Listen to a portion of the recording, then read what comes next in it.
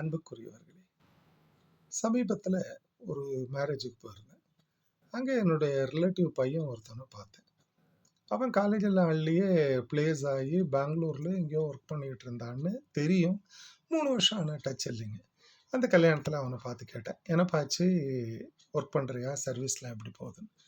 "நீங்க வேற அங்கிள், இது நான் ஒர்க் பண்றது 4வது கம்பெனின்னா." "என்னய்யா ஆச்சு?" அப்படின்னேன். "நீங்க வேற அங்கிள், இந்த கார்ப்பரேட் பீப்பிள் என்ன எதிர்பார்க்குறாங்கன்னே தெரியல. 6 மாசம் ஒரு கம்பெனில ஒர்க் பண்றோம். ஒரு 1 to 1 வைக்கிறாங்க. ஒரு சர்டிஃபிகேட் குடுத்து போயிட்டு வாடா தம்பின்னு வெளிய அனுப்பிடுறாங்க. நாங்க அதுக்கப்புறம் ஃபைல தூக்கிட்டு, இல்ல ரெஸ்யூம போட்டுக்கிட்டு உட்காந்துருக்கிறோம். ஒவ்வொரு கம்பெனியும் அப்படி மாறி போய்க்கிட்டே இருக்கோம். ஆனா, எங்ககிட்ட இந்த கார்ப்பரேட் கம்பெனிஸ் என்ன எதிர்பார்க்குறான்னே தெரியல."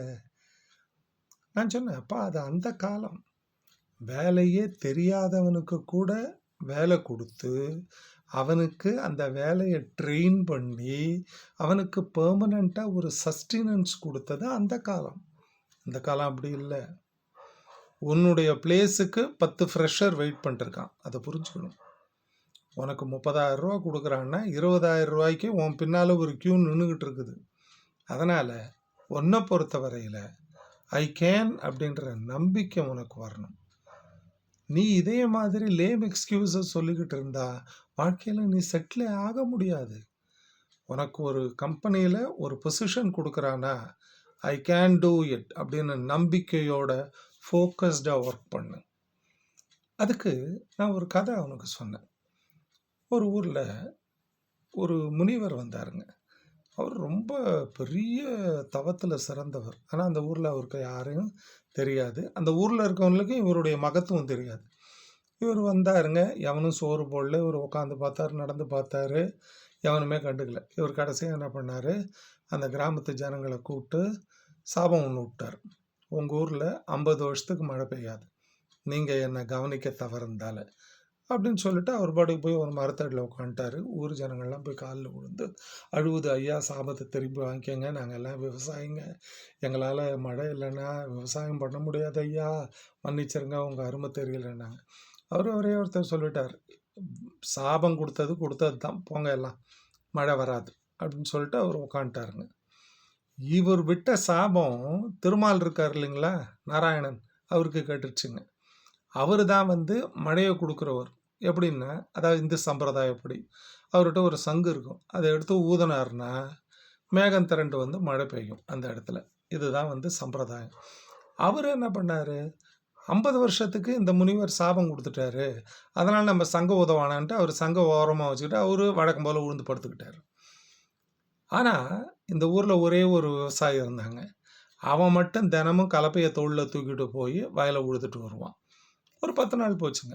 இந்த ஊர் ஜனங்கள்லாம் அவன மடக்கி, "ஏன்டா நீ என்ன முட்டாள்தனமா பண்ணிக்கிட்டு இருக்கிற? அந்த ஆளு 50 வருஷம் மழையே பெய்யாதுன்ட்டான். நீ மட்டும் போய் வயல்ல உழுதுட்டு வர்றீன்னா." அந்த விவசாயி சொன்னான், "இங்க பாருங்க ஐயா, எனக்கும் தெரியும் 50 வருஷத்துக்கு மழை வராதுன்னு. ஆனா, எனக்கு என் மேல நம்பிக்கை இருக்கு. 50 வருஷம் நான் இந்த நிலத்த உழுது பண்படுத்தாம இருந்தால், எனக்கு உழத் தெரியுன்ற நம்பிக்கையே போயிடும். அப்படி எனக்கு நம்பிக்கை போயிடுச்சுன்னா, நாளைக்கு திடீர்னு மழை பெஞ்சா, என்னால வயல உழ முடியாது. என் நம்பிக்கைய நான் கைவிட்றக்கூடாது. அதனால தினமும் உழுதுகிட்டு இருக்கேன்." அப்படின்னு அவன் சொல்லிட்டு கலப்பைய தூக்கிட்டு போனாங்க. இவனுடைய குரல் திருமாலுக்கு கேட்டுடுச்சு, நாராயணனுக்கு. அவரு உடனே டக்குன்னு அவருக்கு ஒரு டவுட் வந்துடுச்சு. இவன் இப்படி சொல்றான்.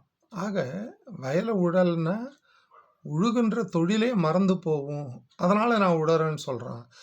நமக்கும் இந்த சங்கு ஊதுறது மறந்துரும் போல இருக்குது அப்படின்ட்டு என்ன பண்ணாரு, டக்குன்னு எடுத்து ஊத வருதான்னு சொல்லிட்டு, அவரு வாயில வச்சு சங்க வச்சு ஊதுறாருங்க. ஊதுன உடனே என்ன ஆகும்? மேகம் வந்தது. அந்த ஊர்ல அற்புதமான மழை பெஞ்சது. இதுக்கெல்லாம் காரணம் என்ன? அந்த விவசாயினுடைய ஆழ்ந்த நம்பிக்கை. சார், வாழ்க்கையில எத்தனை வருஷங்க வாழப் போறோம்? 40, 50, 60 அவ்வளவுதானே. அதுக்கு மேல ஒண்ணும் கிடையாது.